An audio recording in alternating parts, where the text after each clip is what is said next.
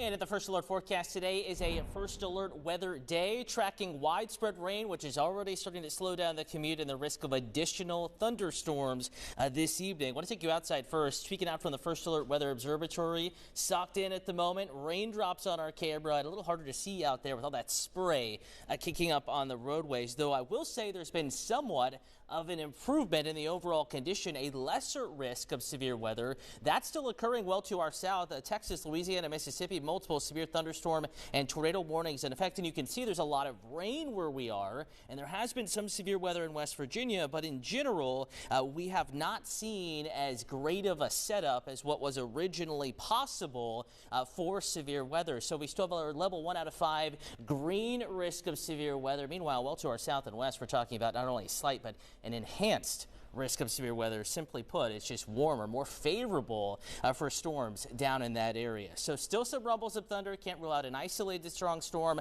but nothing widespread. In fact, I've been able to lower the risk of severe weather down to bottom line number 1. And really, it's just a few wind gusts up to about 60 miles an hour, hail up to about the size of pennies with the storms that we have later this evening, not what's moving through the city right now. So looking ahead in time, we begin with what's happening right now to kind of set the stage. Notice sprinkles here on the eastern shore, steady rain in Baltimore, and steady if not heavy rain from Savage up to Eldersburg, the west side of town, 70 and 270 commute, west side of the Beltway, 695.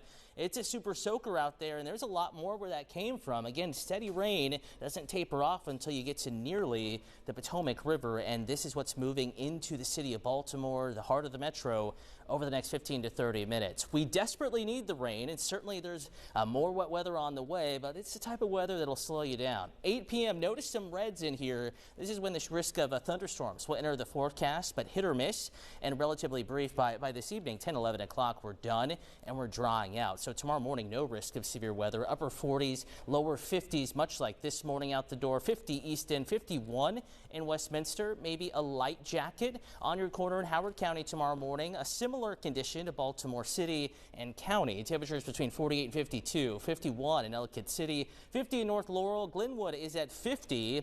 Morning commute impacts, not looking at any huge issues. Again, could be a few sprinkles as we get into late morning into the afternoon, but a solid start to the day with temperatures back in the upper 50s by 9 a.m. Probably not cracking 60 until maybe 10:30, 11:30 in the morning. It'll be a cool day tomorrow with winds kicking up. Even though we have eventually more sunshine, you'll feel the chill out there with highs in the 60s across the board. There will be a few showers along with the breeze and cold temperatures, 40s in Garrett County in the mountains. Across the rest of the state, though, 65 Stevensville, 67 your high Baltimore, 68 Lexington Park, the same in College Park, but a little old McHenry out there stuck in the 40s, higher elevations, low to mid 40s. So again, we're making up the O's game tomorrow. First pitch of that first game, 12:35. We have the breeze, but sunshine. Clouds will increase, though, late morning on into the afternoon as the game progresses. Could be a few sprinkles. That's about it as far as anything falling from the sky. Showers back Friday, a chilly weekend. Frost to gardeners possible Sunday, not back into the 70s until we get to next week. Denise. All right, thank you, Cutter.